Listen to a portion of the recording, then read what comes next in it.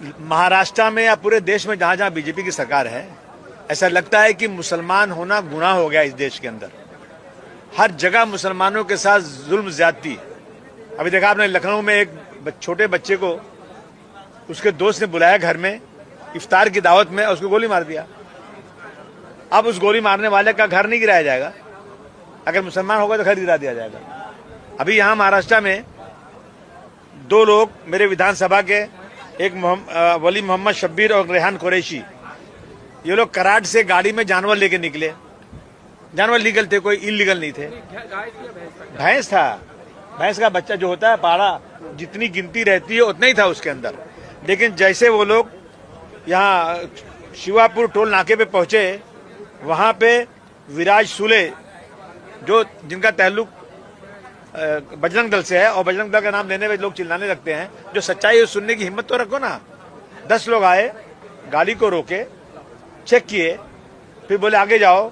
थोड़ा दूर जाने के बाद एक वहां पुलिस स्टेशन है, उस पुलिस स्टेशन का नाम है अंबेगांव।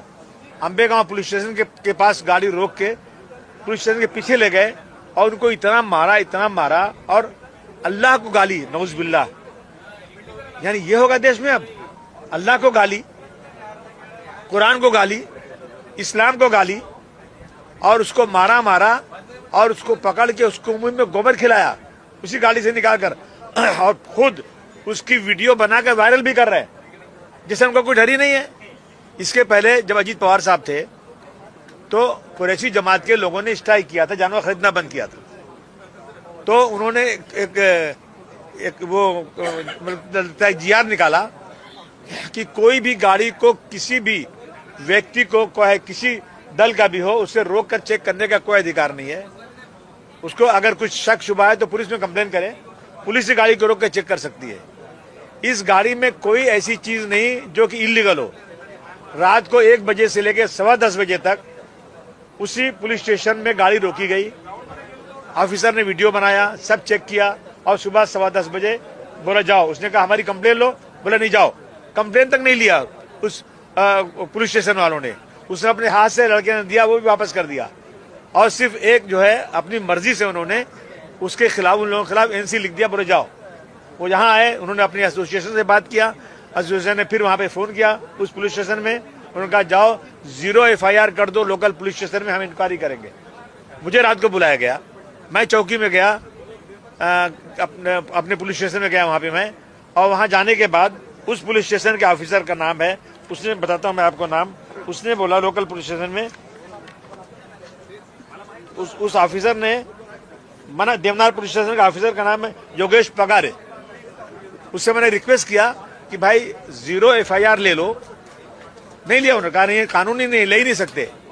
अब इस बात को मैंने उठाने की कोशिश किया, आधी बात सुनी गई, आधी बात सुनी नहीं गई, लेकिन मुझे मुख्यमंत्री ने वादा किया और हमारे राहुल नार्वेकर साहब, स्पीकर साहब ने वादा किया, एक लेटर दीजिए, इस पर सख्त कार्रवाई करवाई जाएगी।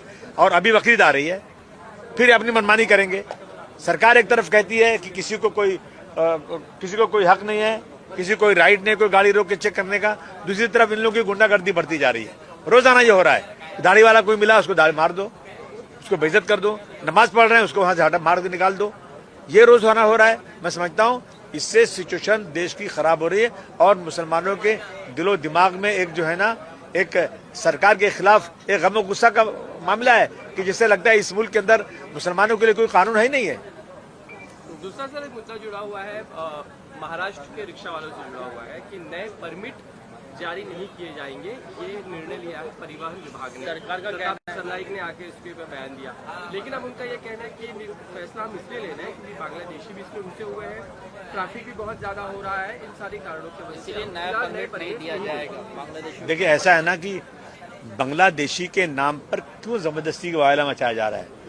पहले सरकार बताए कि बांग्लादेशी आते कैसे हैं, बॉर्डर की सिक्योरिटी किसके जिम्मे है, और ऑफिसर किसके हैं, जो लोग यहाँ उनको जो है पहचान पत्र देते हैं, उनको आधार कार्ड बनाते हैं, पासपोर्ट बनाते हैं, उनको राशन कार्ड बनवाते हैं, कौन है लोग। ये सब चीजें को छोड़ करके बांग्लादेशी ये सिर्फ और सिर्फ बांग्लादेशी के आड़ में मुसलमानों को तकलीफ देना है। इनको बांग्लादेशी को निकालो, किसी को कोई इसमें वो नहीं, जरूर निकालो उनको। लेकिन याद रखिए, बांग्लादेश बनाने वाले हमारी प्रधानमंत्री थी जिन्होंने मदद करके बनाया था, और उस जमाने में बहुत सारे बांग्लादेशी भारतवर्ष में आए भी थे। निकालिए उनको अब यहाँ से। लेकिन इस तरह से रोज आना जाकर के हर एरिया में, हमारे यहाँ जो किरीट सोमैया जी जाकर के बांग्लादेशी के नाम पर इतना डर गए हैं, वो ऑफिसर लोग, मेडिकल ऑफिसर जो लोग बर्थ सर्टिफिकेट और डेथ सर्टिफिकेट देते हैं, वो लोगों ने देना ही बंद कर दिया। मेरे मानकुश शिवाजी नगर में कोई परमानेंट एमओएच नहीं है ही नहीं, काम करने को तैयार नहीं है। तो ये जो है एक आड़ लेकर के लोगों को तकलीफ देना। अब जिन बच्चों को बर्थ सर्टिफिकेट नहीं मिल रही है, उनका एडमिशन नहीं हो पा रहा है, तो सरकार को ये गंभीरता से लेना चाहिए। उनको परमिट अगर ट्रैफिक की वजह से है तो आप बढ़ाइए ना, मुंबई का और आगे बढ़ाइए ना। जब जनता यहाँ आ रही है, यहाँ पॉपुलेशन बढ़ गया है, तो परमिट बंद करके नहीं, बल्कि ट्रैफिक कंट्रोल करने का कोई निजाम बनाइए। जबरन धर्मांतरण वाला कानून लेके आ रही है सरकार, कह रही लव जिहाद बहुत बढ़ गया है, ये समय की मांग थी। बिल्कुल ऐसा है, लव जिहाद नाम की कोई चीज नहीं है, ये सिर्फ बदनाम किया जा रहा है। आज जो है देश का कानून जो है, 18 साल की उम्र के बाद कोई भी व्यक्ति अपनी मर्जी से शादी कर सकता है, अपनी मर्जी से अपना धन परिवर्तन कर सकता है। ये जो है फंडामेंटल राइट में है। ये इस तरह की चीजें ला करके क्या संविधान को खत्म करना है? और सुनिए, कोई भी माँ बाप नहीं चाहते कि उनका बेटा किसी और जगह शादी करे, किसी और धर्म में शादी करे, ये ठीक है, लेकिन कानून को भी देखना है कि इस तरह से मनमानी नहीं चलेगी। आदमी साहब, क्या वक्त आ गया है कि अमेरिका के खिलाफ इस्लामिक कंट्रियों को जो है एक जंग छेड़ देनी चाहिए, जिस तरीके से खामनेई के साथ किया गया? नहीं, अमेरिका के खिलाफ तो सबको एक हो जाना चाहिए। पहले भी डॉक्टर राम मनोहर लोहिया साहब का ये कहना था, बार बार कहा था उन्होंने, भारतवर्ष, पाकिस्तान और जो है नेपाल, श्रीलंका, बांग्लादेश, इसका एक महासंघ बनना चाहिए, ताकि अमेरिका की जो चौधराहट है, अमेरिका चाहता है हर चीज पे मेरी मोनोपोली हो, पूरा पेट्रोल मेरे हाथ में आ जाए, पूरा पानी मेरे हाथ में आ जाए, पूरा जो है ये जहाज बनाना, ये लड़ाई के जहाज बनाना, शिप बनाना, ये सब उनके हाथ में रहे, उनकी मोनोपोली है, और इस तरह की दादागिरी उनकी है। तो मैं समझता हूँ सारे लोगों को इकट्ठा होकर के किसी एक की मोनोपोली के खिलाफ खड़ा होना चाहिए। अब ट्रम्प साहब बताएंगे कि रशिया से हम कब तक तेल खरीदे नहीं खरीदे?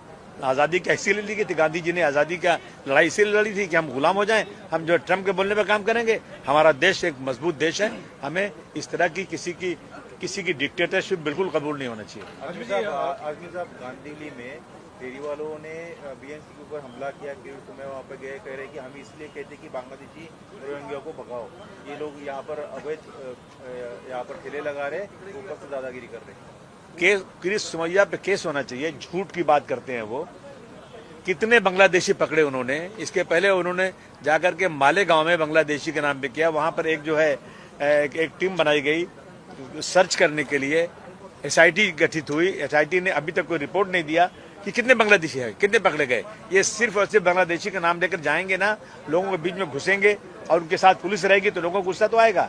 मगर इस तरह से हमला तो नहीं करना चाहिए, लेकिन जब हद हो जाती है तो आदमी गुस्से में आ जाता है। सरकार रोजी रोटी नहीं दे पा रही, सेल्फ एम्प्लॉयमेंट करके बेकार लोग अपना हॉकर्स करके अपनी रोजी रोटी कमा रहे हैं, जिसका जीडीपी में भी हिस्सा है, जिससे अनएम्प्लॉयमेंट कम हो रहा है। लेकिन सरकार उसके ऊपर जो 2014 में काम बना था, उसको सरकार को इन हॉकर्स को बिठाने के लिए जल्द से जल्द कोई कानून बनाकर उनको अच्छी तरह सेटल करना चाहिए। महाराष्ट्र बीजेपी की तरफ से अश्विनी वैष्णव को, जो सूचना प्रधानमंत्री है, एक पत्र दिया गया है। केरला 2 को टैक्स फ्री करने की मांग की गई, लव जिहाद का कारण बताया गया। सब नफरत है, नफरत, कोई लव जिहाद नहीं, सिर्फ झूठ है ये सब सिर्फ और सिर्फ पोलराइज करने के लिए है। अगर फिल्म बनाना है तो बना दो ना कि कल गोबर खिला रहे थे, पकड़ गए लड़के को मार रहे थे, दिखा दो ना कि दाढ़ी पकड़ के मारा जा रहा है, दिखा दो ना कि 1992 में दंगे हुए थे तो श्री कृष्णा कमीशन ने क्या बताया था, दिखा दो 2002 में अहमदाबाद में जो दंगे हुए थे उसमें कौन दोषी था, दिखाओ। सबने फिल्म बनाना है, ये असली फिल्म बनाओ, नकली और झूठी फिल्म बनाने की कोई जरूरत नहीं।